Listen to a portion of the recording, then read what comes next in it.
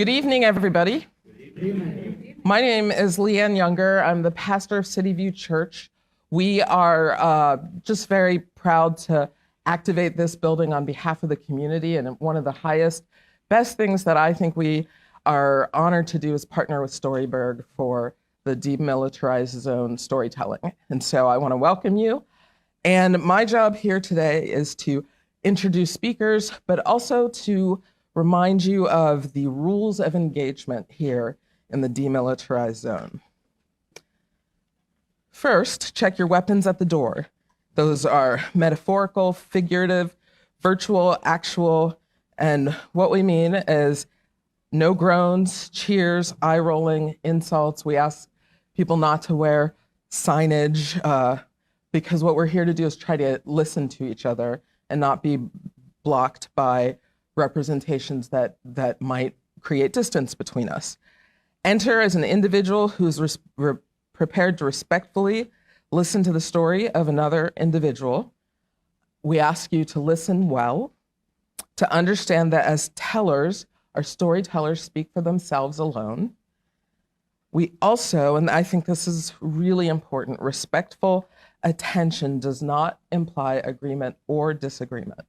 So we ask that you give respectful attention. And what you do with what you hear today is up to you. And so with that in mind, I want to get the ball rolling. Our first storyteller is Joe Deming, and everybody has been asked to answer a question to help me, give me some more words to say, because you all, if you know me, you know I have a hard time talking. The question is, what person in your life would you like to thank for making a difference? And Joe has listed her mom and dad, who are right here. So welcome. So let's welcome Joe.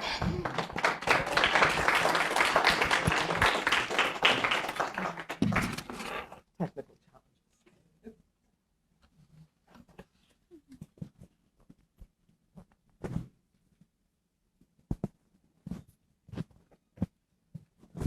There we go.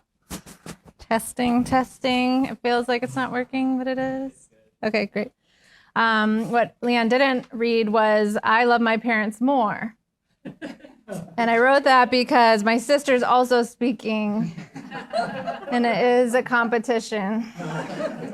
And I requested a parent debrief afterwards, which we've been denied, so you will not hear their voice tonight, unless you want to ask after. Okay, so when I was young, I was free. I wasn't always safe, but I was free. See, this was pre-helicopter parenting. This was the 80s. I was the third of 4 girls. I was the middle kid, the hug and reassurance kid, the nothing to see over here kid. When I was 5, we moved about a mile away to my new house in the Bancroft neighborhood of South Minneapolis. I had to Google my neighborhood's name. It's not something you know when you're a kid in your neighborhood, always. But it was a diverse community, income-wise, race-wise, and it was a wonderful community for me to grow up and explore. On moving day, I stayed at my aunt and uncle's while my parents moved boxes into our 2-story brick home. And we had a little yard and a basement where they would send us to roller skate in the winter to get our energy out. And we spent a lot of time roller skating down there. My first memory is of biking around the street and around the sidewalks and seeing a girl about my age. And we were in the middle of the street just biking in circles, just like checking each other out, like, who's this girl? And I don't remember who got up the nerve, but one of us introduced ourselves. Her name was Olea. She was the 5th of 6 kids. She was tough and strong and heavily influenced by her numerous older brothers. So I got the 4 sisters, she had the brothers. So yeah, from my house, you could walk to Bancroft, my elementary school, the Dairy Queen, where was my first job, Phelps Park, where we got free summer meals, and at the corner store, where we'd use our allowance to get penny candy, well, quarter candy. We weren't quite the penny candy era. I would also walk to school by myself, which was a thing, apparently. I guess we didn't live close enough for the bus system. So I was in 3rd grade, and I had convinced myself I was going to get kidnapped. So, this was like the milk on the milk carton, like the height of the hype, right? And we were all gonna get kidnapped, but me in particular. So I had to devise strategies. I would come up with a disability where I would limp along, and I could maybe surprise my captor and run fast and get away. This was my plan. But later I learned, it's actually relatives that do the most kidnapping. There was a lot of misinformation. But my younger sister actually had been approached by a car, and they asked if she wanted candy. And, this was either a very bad prank, or as far as I see it, the most stereotypical kidnapping anyone could ever do. What are you told? Don't accept candy from strangers. Apparently, they do offer it sometimes, other than Halloween. So anyways, we were in Minnesota. It was very chilly. So it would snow from about October, November, and then you wouldn't see the grass again until spring, April. But I love the snow. And it was a place we felt very free. Alea and I would enjoy doing snow angels and having snowball fights and sledding. And we could also walk to our neighborhood park, where there was one of many city ice rinks. And how do you create an ice rink? You just put water on a baseball diamond. And if it's cold enough, you have an ice rink. So we would go down there. They had a little rink, and they would actually let you use ice skates and get cocoa right there. It was amazing. But then on the way home, the sun's setting, and we're getting nervous, and we're like, if anyone bothers us, we have our ice skates. And someone actually did threaten to beat us up once, surprisingly, and we had no idea what was going on, and we just froze, and they left us alone. Thankfully, we didn't have to use the ice skates. I wouldn't have liked to see that news heading. But we also felt very free biking around the city, and we would bike up to I didn't realize it was 4 miles, to the public beach. And we would go, and we would escape the hot sun and get cool in the water. And I remember just being underwater where you couldn't feel anything. And I would spin and pretend I was a dolphin until I couldn't breathe and I had to come up for air. We would also do handstand contests and underwater tea parties, which it entails sinking yourself to the bottom of the water and serving each other tea. And I don't have a British history. I'm not quite sure where this tea tradition came from, but it was something we did. And then we'd come home, and we were so sunburned that we couldn't sleep. We would put aloe vera all over our bodies and hope that this was it for the season. Hope we were tan enough that we would not burn again.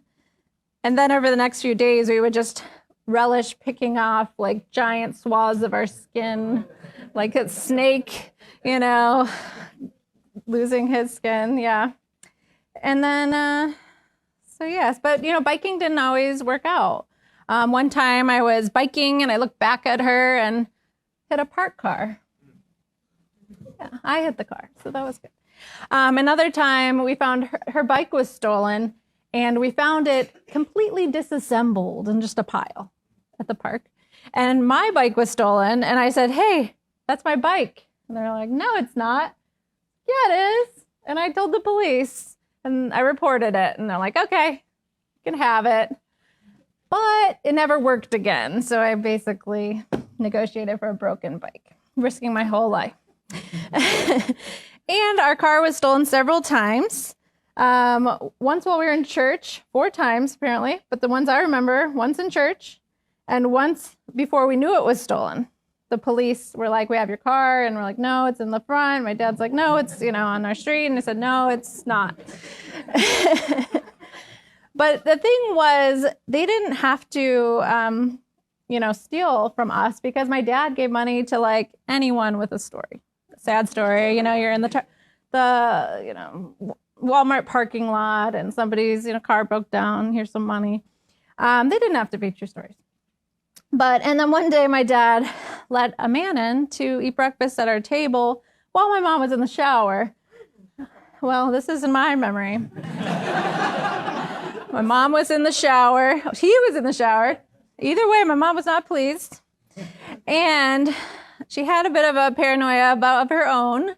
Sometimes check the closets to make sure nothing, no one was hiding. And one night we got home and it was very dark and we realized that the house was unlocked. And, we were kind of nervous. And my mom's like, it's okay. Stephanie, why don't you check the door and go in? But to her defense, she was 99.9% sure, nothing to worry about. That was my most anxiety-producing story, so it's out there. Okay, so I think I didn't always feel safe in my community, and clearly that wasn't for no reason. But I realized as I look back that I was more safe than I would have been if I hadn't been white. And I start to see that, I had a lot of privilege being in a 2-parent home and my parents owning our house.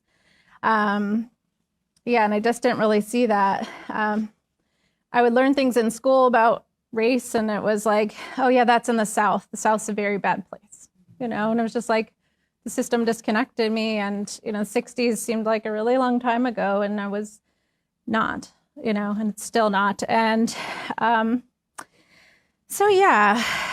first memory of being aware of the racial divide was on a field trip. We went roller skating and I was holding hands with one of my big crush, this black boy named Victor, and we were skating and it was one of the highs of my life. And people started singing, "She's got jungle fever." And I was like, I don't know what that is. I don't know what that means, but clearly you're making fun of us. And And when Gav and I went back a couple years ago, we actually took a bike ride and visited all the lakes of my youth. And they're connected by creeks and they're connected by railroad tracks. And it's this wonderful bike ride. And then we went to the Dairy Queen and we went to the corner store and it's Cup Foods. So this is now the George Floyd Memorial location.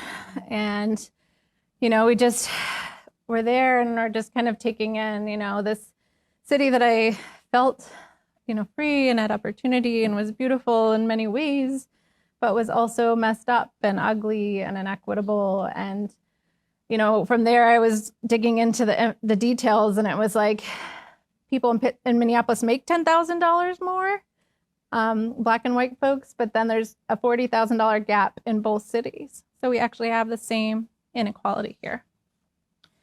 When I went to college, I studied social work and social policy with the goal of understanding and caring for communities like the one where I grew up. It was there that I committed my life to addressing racial and economic disparities and helping to make it so that kids could feel free and not afraid. And so kids could take risks, and the only thing that's going to happen is they're going to scrape their knee and need a Band-Aid. And that, people in positions of authority would help them and not harm them. So, so that's kind of where I'm from. Thank you.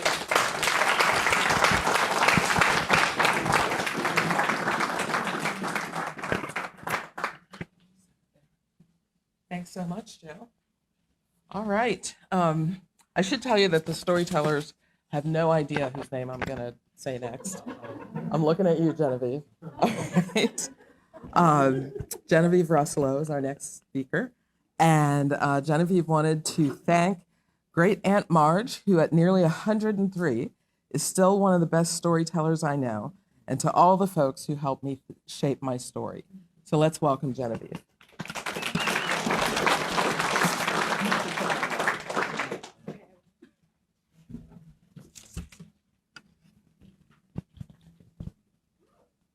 I actually mic myself a lot for work, so should be. That's why I was so good at it. Thank you, first of all, everyone, for coming, and thank you to Storyberg and to Kay. You know? Yeah, and I mentioned Aunt Marg. My family actually grew up in the North Side, and then my family grew up in McKees Rocks, just down the way. But that's not all I'm going to talk to you about today. I called this story, "I Will Do Anything for Love, but I Won't Eat That." So here we go. Between 1995 and 1998, I sampled just about every single one of my neighbors' meatloaf recipes. Despite meatloaf being a seemingly straightforward recipe, each one brought its own special flair. Some had gravy, some used tomato soup or Heinz ketchup, because only Heinz, and some maybe were made with ground turkey or had oatmeal inside. One particularly unique version had hard-boiled eggs baked right in them. And now that I'm older and have more international palate, I realized this was probably a form of Scotch eggs, like a take on Scotch eggs. But at the time, all I could think about was that when you sliced it, it took on this very cartoonish quality that gave it like googly eyes. So as you were eating it, it looked like it was looking back at you. I know everyone thinks their mom is a good cook, but my mom actually was. Coming from a big Italian family and armed with the joy of cooking, she prepared meals for us every night, and they were delicious and they were interesting and well-balanced. So how did my siblings and I suddenly find ourselves in this situation, swallowing down a parade of mystery meats? My mother spent her whole career taking care of others. Sorry, I'm a little nervous. As an ICU nurse, she worked with families in some of their scariest and most uncertain times. She worked the 11 p.m. to 7 a.m. shift to be home in time to get us off to school, and then she slept until we got home. But somewhere in the mid-90s, her health began to decline. What started as general fatigue and some shortness of breath slowly devolved into my parents taking trips to Cleveland Clinic and Johns Hopkins to seek out trials and new treatments of her mysterious illness. And thanks to her background in healthcare, she was an excellent candidate for trials. She was able to keep meticulous notes on all of the treatment. So while my mother focused on her treatment, our neighbors and folks from our church stepped in to relieve my parents of the responsibility of preparing dinner each night for our family of 6. I know my parents appreciate it. But as a young teen, the last thing I wanted was to be different. I didn't want to be the girl with a sick mom. So at the beginning, I loathed those loaves. To me, they were just meaty manifestations of a new normal that I never wanted. As time went on, though, and those meals kept coming, I got over myself, which was quite a feat for any young teenage girl. My perspective changed. Because when I realized, when I really thought about it, I realized that the meals weren't something that people did because they felt bad for us. Looking out for one another is just something that was what we did in our neighborhood. And growing up in the Rocks, people didn't have that much. My dad would say, we might not have a lot of money, but I'm very rich in people and friends. And so that was what I was raised with. We had always looked out for each other. So whether it was my dad shoveling the walk for our older neighbors when it snowed, or it was the couple next door, Rose and Harold, who always let my sister plant flowers with them in their yard, or the older gentleman who I later learned was a bookie, pretty notorious one, who took my dad aside and said, hey, listen, if anybody ever messes with your girls, you just let me know and I'll take care of them, okay? That was the message. The message is we look out for one another. And so each one of those meals just became more of a message saying, we've got you. You don't have to go through this alone.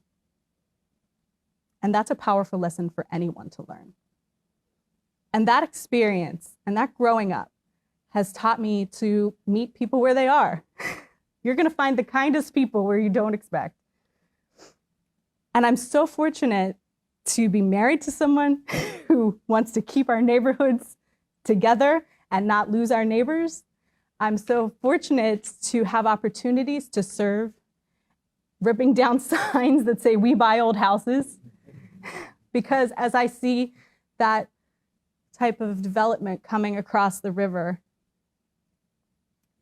I don't want my neighborhoods to be destroyed. I don't want that fabric to be torn. I'm very, very lucky to have a neighborhood like the one that I grew up in to raise my kids in. I can't wait to hear the stories that they grow up to tell. Our neighbors now, and it's this neighborhood, in fact, I live right around the way. It's full of a wide cast of characters from all walks of life, and many of whom have not always had it easy. But these people still show up strongly and fiercely for each other, and I can't wait to share my meatloaf recipe with them. Thank you.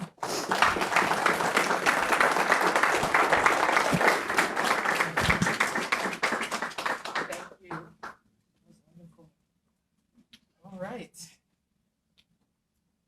Looking at you, Jen. Giving everybody the eye as a warning.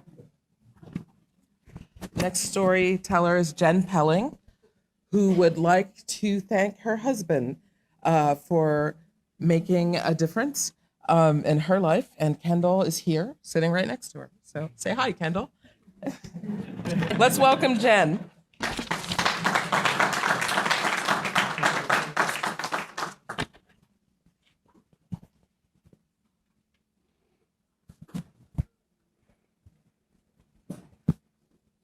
I do not have a job where I wear one of these often, so we'll see how that goes.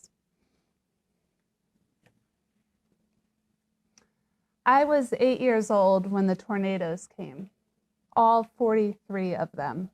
In 1985, they hit eastern Ohio and western Pennsylvania one evening in late May, and I was never the same. I was never the same, but I don't mean to imply that I experienced any of those 43 tornadoes firsthand. I didn't see the sky turn suddenly green.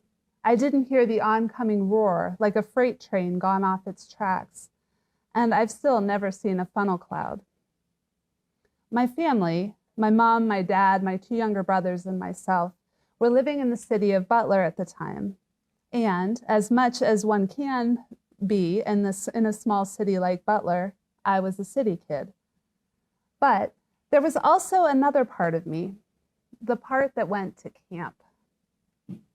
Camp was my aunt and uncle's small cabin in the woods of Tionesta, about an hour north of home. I couldn't tell you how many times we actually went there before I turned 8 years old, but camp ran deep in my childhood brain. Camp was the best part of the summer. Even the drive there was exciting.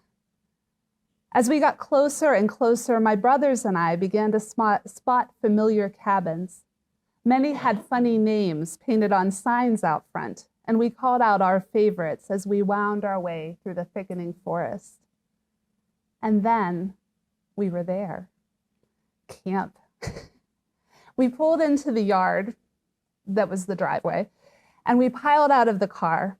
yelling about who got the outhouse first and whether there would be spiders in it. My dad always said that there might even be a bear in it, though now I suspect that he said that because he wanted the outhouse first. And then, after we had unpacked the car and set up, we got to go to the Big Rocks. The Big Rocks were as named. They were a collection of massive boulders hidden in the woods. They were as big as cars, as houses, maybe skyscrapers. If camp was a magical fairy house in the woods, the Big Rocks were what you found when you came in through the secret hidden door. They were for climbing mostly. Some were so big that they had trees growing out of them. Some made their own tunnels, and, if you dared, some even made caves to explore. I loved the Big Rocks, and I loved camp. But when the tornadoes came, the Big Rocks were nearly all that was left standing, and I was 8 years old. On the night of May 31st, 1985, one of the 43 tornadoes that plowed through eastern Ohio and western Pennsylvania came for the place where my aunt and uncle's camp sat. In the capricious nature of tornadoes, the cabin itself was spared, although the neighbors on both sides were destroyed. And the woods, well, it's hard for me to talk about nearly 40 years later. I'm sure that my parents tried to prepare us as we drove north that summer. I had been told that a tornado had hit the woods around camp, but I had also been told that the camp had been spared. And in my mind, this miracle said that all was well. All was not well. I had never seen destruction like that, destruction that began long before we bumped along that final gravel road. Mountainsides I knew as continuous green were slopes of splinters. The familiar named camps were piles of boards, and the roots of felled trees stuck up like muddy half moons. And camp. It was there, but it was surrounded by a nightmare. Everything was everywhere and all at wrong angles.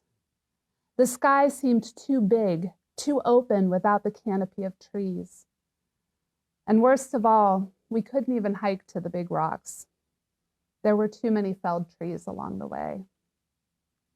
We stayed for one night, and we never returned to camp again.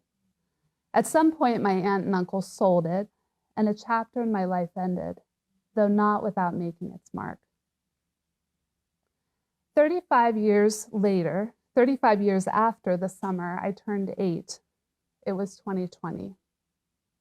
We did a lot of hiking and camping that summer, partly because the other options were limited, but also because it felt necessary and right to be in the midst of all that familiar green during a time when so much had been taken away. One afternoon we were hiking and came across one of those educational display boards along the trail. It told the story of the tornado outbreak of 1985 and said that the forest all around us had been completely destroyed in the tornado that struck Tionesta, the very same tornado that had just missed my aunt and uncle's camp. As I took this in, I looked around. I would have never known. The Pennsylvania forest looked and felt and sounded and smelled like Pennsylvania forest. It was the place we were seeking comfort from the upheaval of 2020. It was familiar and healing, but it had been destroyed, and I knew what that was like too. As I continued on the trail, I began to notice the half moons of upended tree roots, trees that had been felled by the tornado. I hadn't noticed them before because they were so well integrated into the forest floor. Their topsy-turvy roots were stuffed with dirt and leaves, homes now for insects and animals. Underneath the upended bases, water gathered in mossy pools. The roots formed patterns against the sky that were beautiful. I can never get back the magic of the time before I knew what it was like to have it all taken away. I will never forget the ugliness of it, the shock and the horror at what could be. It marked me. But the Pennsylvania forest still runs deep in my blood. And in 2020, a regrown Pennsylvania forest was exactly what I needed. Regrowth reminds me that the things we carry within us, the places that we're from, exist in layers. Most of the time, these layers are just what has decomposed over time. But sometimes, magic that seems lost can resurface in a new form. Destruction can shape beauty, and a tragedy can give us a story to tell.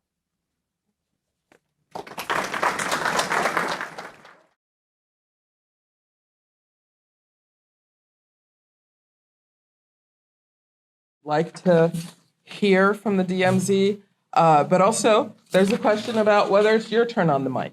And if it's your turn, we want you to tell us. And trust me, if you tell us, we're going to come and get you. Okay? Our next storyteller is DeAndre Johnson, and it's so funny because he's my friend, so I'm just like, oh, it's Dre. There's so many of you know. It's Dre. Dre's the next storyteller. And where it says, what person in your life would you like to thank for making a difference? He's got a list, and so we'll go short. The short version of the list is that he'd like to thank his wife, Elise Pinchback Johnson, who is here, and yes, and his mother, Sonia, for being my core, and special thanks to his 18-year-old Madison Johnson. And I do have to say that at the bottom of that list, Madison, her name is hashtagged as Maddie the Baddie. That might be another story. All right, let's welcome Dre.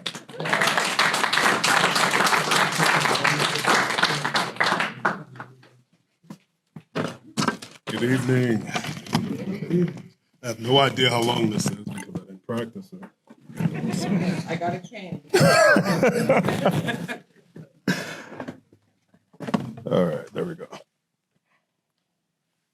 So we are giving honor to God. I'm just grateful to be here tonight. While I may not know all of you personally, just as fellow humans on this rock, I extend my love and my grace to you.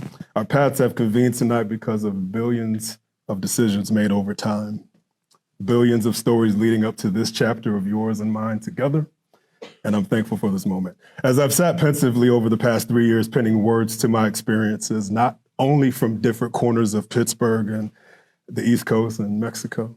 We just got back from Puerto Vallarta. But also from different corners of my mind, I realized that this journey wouldn't have been possible without the unwavering support, life-altering prayers, encouragement, and understanding from a few key people in my life. And I want to express gratitude to my tribe, starting with my wife, my mothers, my 6 beautiful daughters, close friends and others who recognized when I was off and did something about it. I'm forever grateful for your attempt to restore stability during one of the most challenging seasons of my life. So I've been in Pittsburgh for about 27 years now. I owned a furniture store, distribution warehouse here for about 16 years. Some of you may have purchased furniture from a guy with some classified ads in the Penny Saver back in the early 2000s. That was probably me. I had a knack for buying and flipping properties too, so I did that.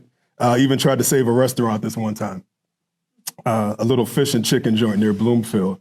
The young owner, he was from Jordan. He just didn't want it and handed me the keys one day. And then went down in flames about a year later. But it was fun. I didn't buy groceries for my house for about 2 years. Rest in peace, Giant Eagle, Food Perks, and rest in peace, Fat Fish and Chicks. That was the name of the restaurant. I didn't name it. Most importantly, I converted to Steelerism in 2007. Wearing Eagles jerseys to Steeler parties is not only dangerous, it's irresponsible. And I understand that now. Some of you may relate to having felt or even still feeling a little different since the pandemic. in dis-ease, but unsure of the reasons behind it. You may have felt a level of base-heavy fear and uncertainty, seemingly unattributable to anything specific, but ever present, hovering over, suffocating, and confusing you. I felt all of that and then some. I recall how simple tasks began to demand profound forethought. Crowds became overwhelming. And even the most basic activities that I typically enjoyed became daunting challenges.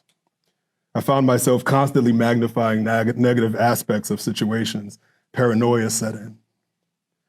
At times I would say things, but my words didn't land in the way in which I was accustomed, or my thoughts would stop and jump somewhere else mid-sentence. It was and still is strange to me. January 2nd, 2020. I gulped down a glass of orange juice before helping my wife put her coat on.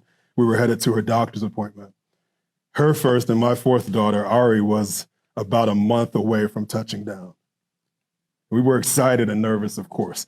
My wife had begun nesting right before this, so our older daughters and I had spent hours by this point, putting together cribs and rocking chairs, chests, purging old things, making room for swings and bassinets and all of that. And so we were on our way to the docks, and we're driving across the Fort Duquesne Bridge. And a sudden wave of whiteness just engulfed my vision for about 2 seconds, accompanied by a small bout of lightheadedness. And it subsided after about 15 seconds or so. I brushed it off. It wasn't anything serious. So we get downtown, turnstile, security, elevator ride. We got to the office, signed in, and we sat in a dimly lit waiting area. Now, usually there's some swanky soap opera playing on a little TV hovering near some archive-level sea of magazines on a shelf. UPMC spares no expense on magazine subscriptions. But there were no soaps on yet. It was too early for that. So we got back into the room. I helped my wife take her coat off and then her shoes, et cetera. By this time, we had the whole doc prep dress down routine down to about 2.2 minutes. I think that's a world record. The visit lasted about 40 minutes or so, front to back. And now it was time for us to leave. As I stood up to leave, the world spun around me again, forcing me to quickly regain my seat. And after a few moments, I cautiously rose again, helped my wife get dressed again for the elements, and we proceeded to the lobby to schedule our next appointment. It was at that time that I confided in her about the 2 episodes of lightheadedness I had experienced that morning, and I urged her to drive me to Med Express. So naturally, I let her drive. With a sense of urgency, I turned to Google, frantically typing in every keyword I could think of to uncover the cause of what I was feeling. In a matter of about 15 minutes, I determined that I was experiencing hyperglycemia or diabetes, which boggled me because I didn't check many boxes on the diabetes criteria chart. We arrived at Med Express in Oakland, double doors, fill out 20 forms, all asking the same questions. Waiting room. Surprisingly, it didn't take long for me to get a room that day. I shared my self-diagnosis with the intake nurse, and understandably, she chuckled and asked if I had been on Google. Yeah. The routine tests you'd expect were administered by the nurse: blood pressure, blood sample, ears, nose, throat, urine. About 30 minutes had passed, and eventually a doctor entered the room. Looking at my vitals, presumably on a screen, before delivering the verdict, I indeed had hyperglycemia, specifically type 2 diabetes. While my wife began to sob, I remained calm, yet consumed with fear. Where'd that word go? Oh, diabetes was an uncharted territory for me, and its implications were daunting. So I was 42, in pretty decent shape. I'm 45 now, and all of that. And I mean, I know the presidential fitness test back in middle school always said I was obese, but we know those tests aren't for Black kids, right? I just had a big butt. I asked myself and God all these questions. The doctors offered prescription drugs as a solution, but I adamantly refused. Being a lover of facts and nonfiction, I delved into the internets again, devoured segments of books, articles, medical reports, countless documentaries, YouTube videos, the keto diet, nutrition, carbs, sugar, alcohol.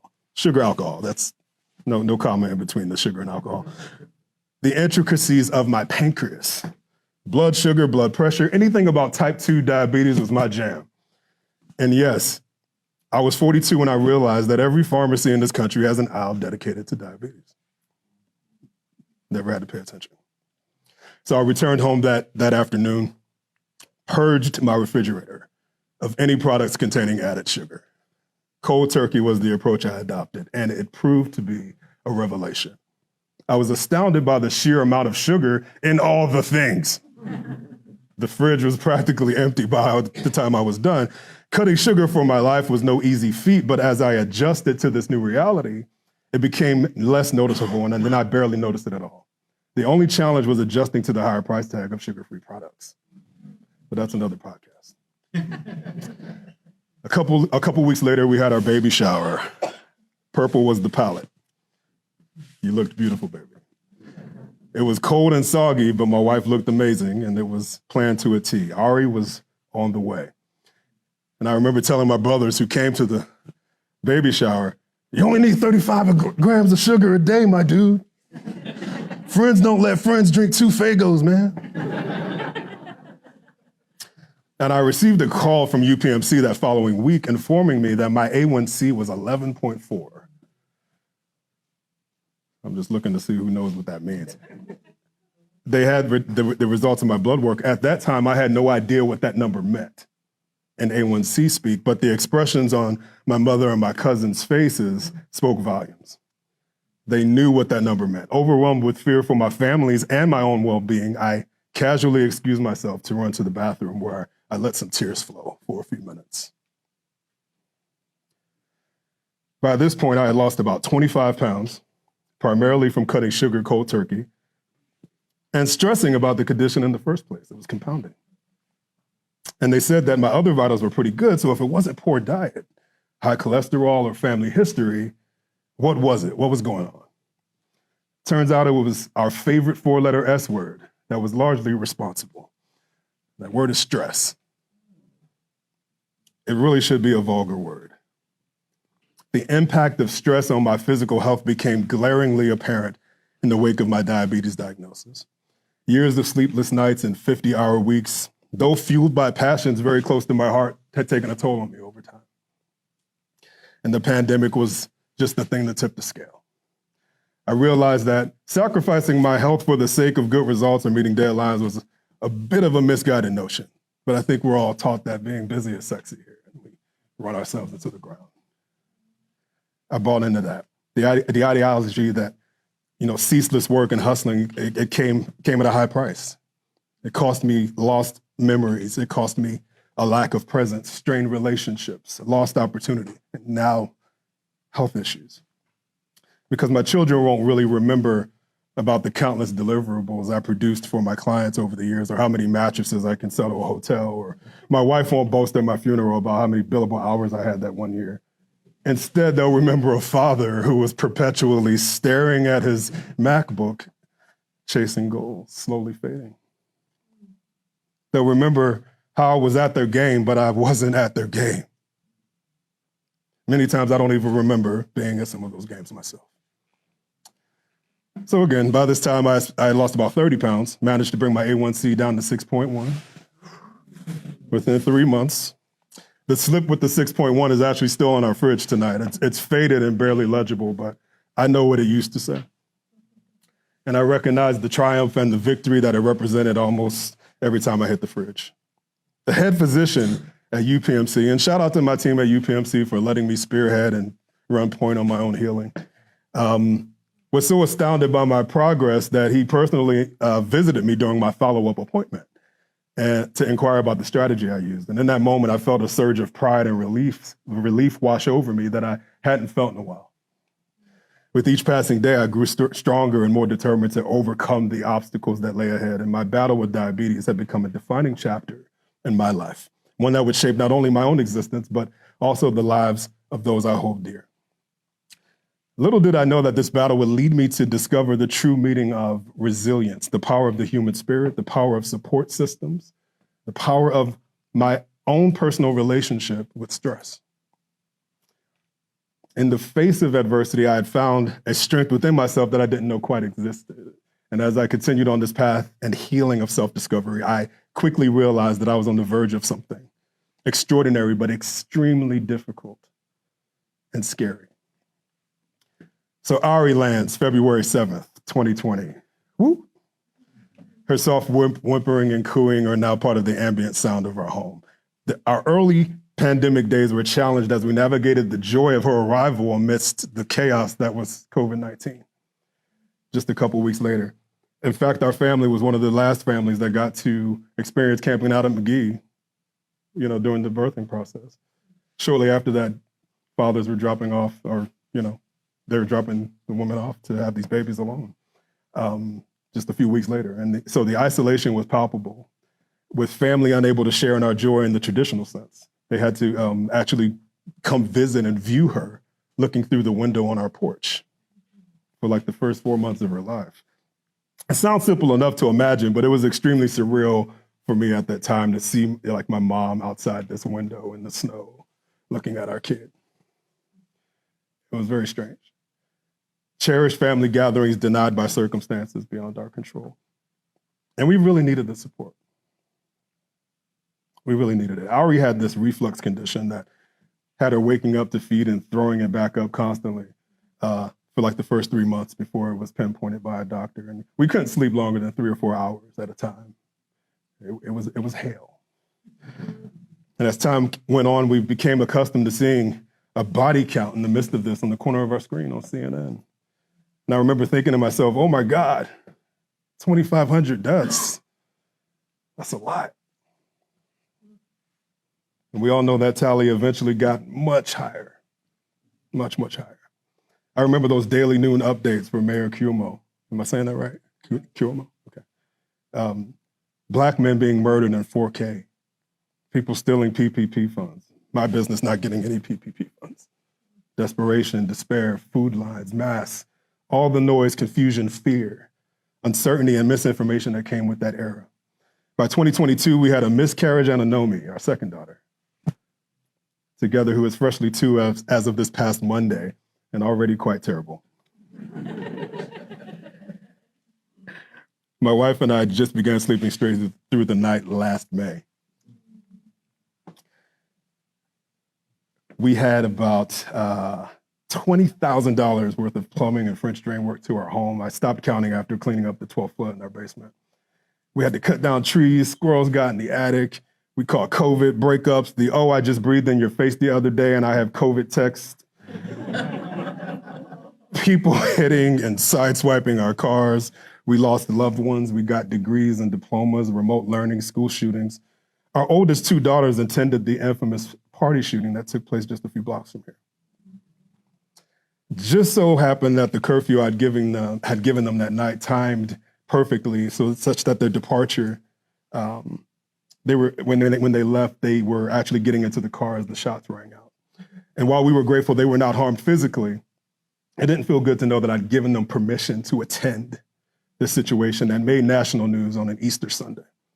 They were naturally pretty shaken up, and our oldest daughter and I both felt the guilt and shame for months. She for inviting her younger sister to tag along, and me for allowing them to go in the first place.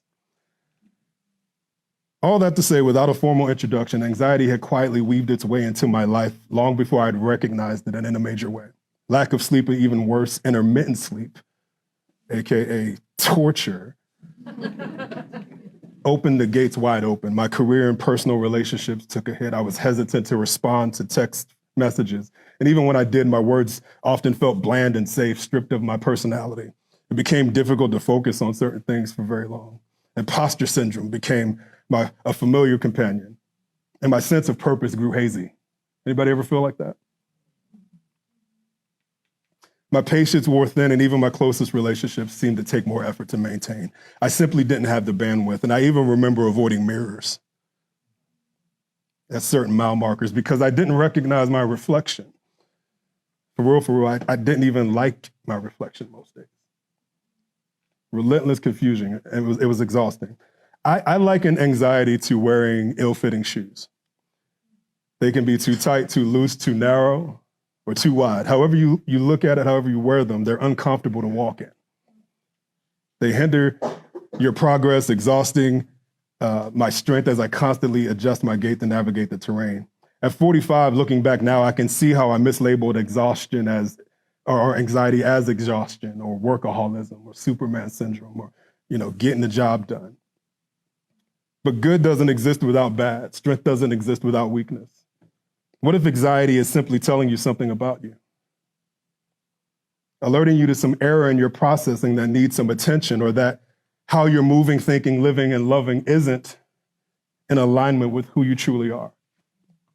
That was my approach. I got to get the lesson. I'm going to do it on time. Good. It's only 12 more pages. Like its cousin, depression, anxiety is common and a natural health condition that affects people from all walks of life. We all know this. It manifests as worry, nervousness, shame, fear about future events. It can be triggered by a range of situations. For Black men particularly, I understand more than ever that there's a stigma around mental health issues. But it's crucial to understand that anxiety is a treatable condition regardless of your hue. In closing, I'll say, remember that you are not alone on this journey. Many people have faced and overcome anxiety. And this was a special era that we just all went through. And you can too. Seek help. You already know how to do that. And if any of this resonates with you, my hope is that my journey will bring you closer to God, resolution, a deeper understanding of yourself in the context of anxiety. And despite the noise and chaos, I want you to remember that you're still you. Find a way to drown out that noise, hear your rhythm, exercise your God-likeness, and return to life with new vigor. By chance, does anyone know what has been proven to cure anxiety and depression even more effectively than anything Big Pharma has on the market?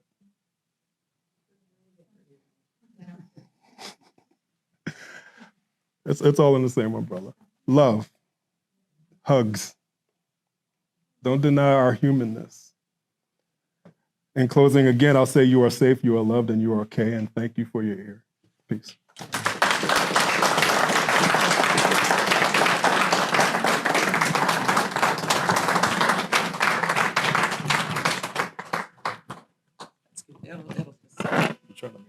Thank you. All right, it's time for our final storyteller. The battle of the siblings concludes right now. I want to invite Carolyn Kufus to come forward and let you all know that Carolyn also wanted to thank her mom and dad. So I think we all need to give mom and dad a hand over here, okay? And after Carolyn tells her story, I'll have a couple of closing words for us before we leave. Let's welcome Carolyn.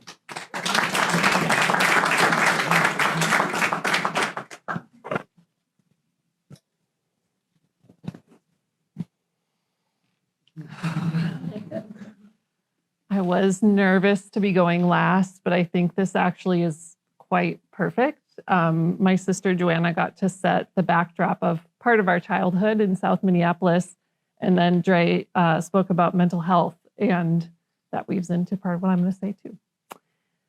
So hi, I'm Carolyn. I live in the east end of Pittsburgh with my husband Jonathan and our 2 kids and our cat Luna. And I'm a mental health therapist. I work mostly with adults who are seeking to heal their childhood trauma and wounds and to find a way to move forward in their lives. I work with a lot of people who are feeling stuck and overwhelmed. And part of what I see in my clients is something I came up against when I was preparing this story, which is we tend to compare our stories to everyone else's. And there's a lot of mine isn't that bad. I shouldn't even be complaining about this. So on that note, I'm going to tell you about something that was difficult in my life when I was 11 years old. And at 11 years old, I was a very confident, self-assured child. I had a similar upbringing to Joanna, riding our bikes around South Minneapolis, swimming in the city lakes, ice skating in the winters, feeling quite free. At 10 years old, I was a babysitter of many kids. I would ride my bike from one end of the city to the next and watch people's children, which blows my mind. I was a kid who gave advice to others, which stuck to my friends, but also to adults. I was one of those kids who really thought they knew what they were talking about. And I liked myself, you know, and I was a kid who thought other people are probably going to like me too. And that summer before 7th grade, we moved. Joanna described a move that happened when I was a baby in the city, but we moved from the city to this tiny town of less than 4,000 people in northern Minnesota. So I became a country kid really quick and was totally out of my element. My memories of the summer right after we moved are that the days just drug on so slowly. There was nothing to do.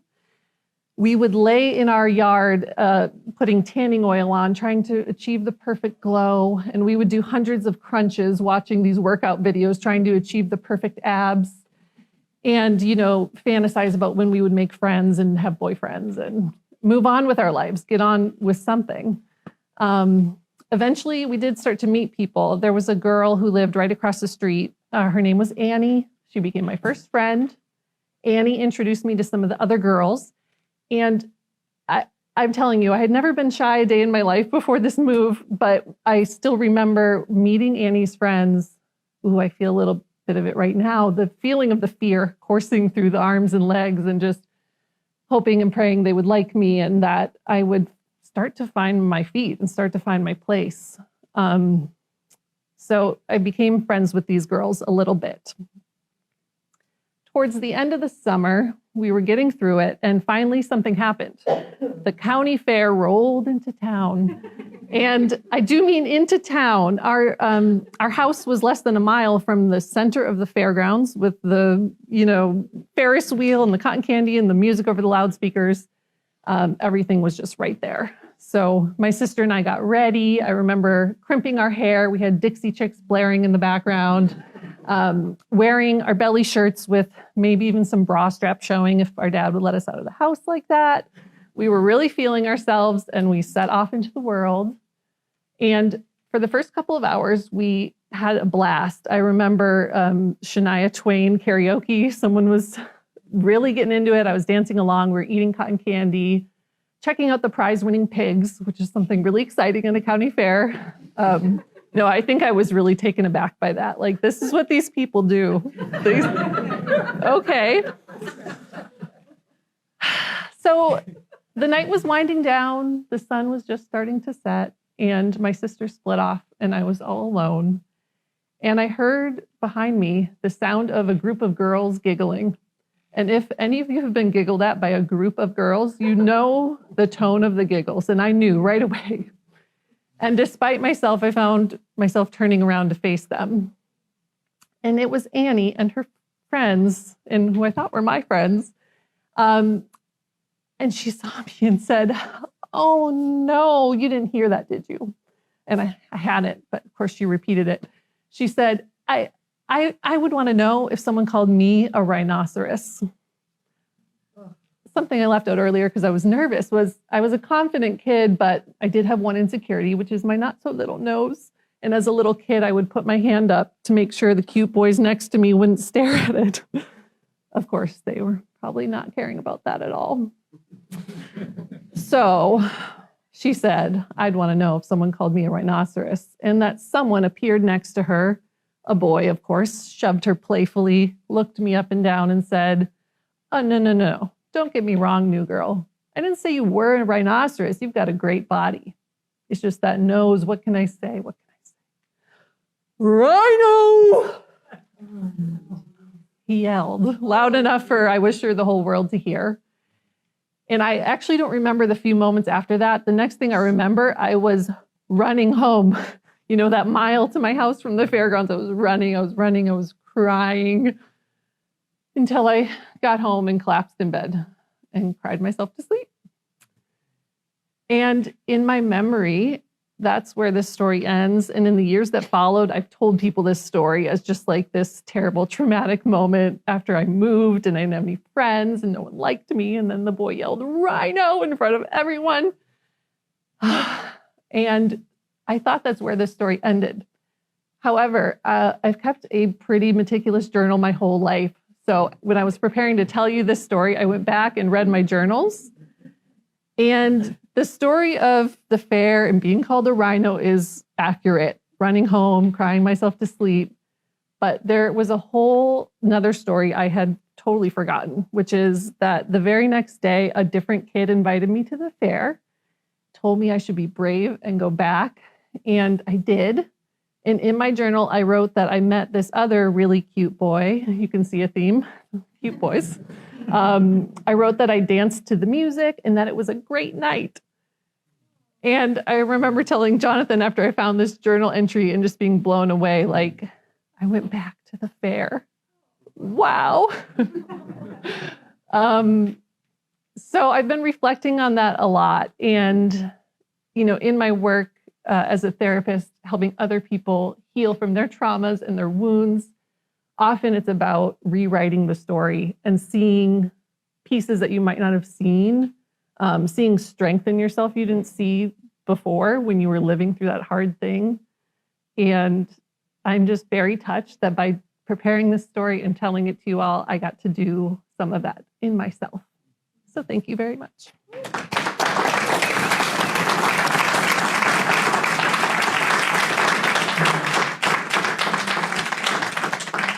Thank you, Carolyn.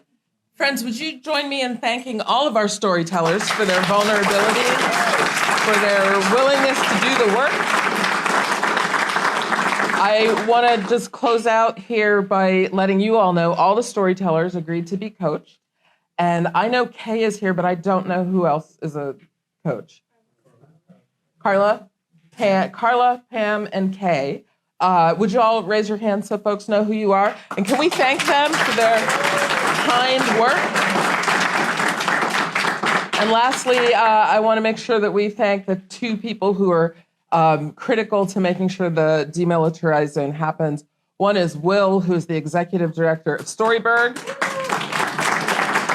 And the other is Pam, who I introduced as a coach, but who is the official ringleader of this whole thing. So thank you, Pam. As I said when I read the rules of engagement, what you do with what you heard tonight is up to you. If you are interested in telling a story, please let us know on the form.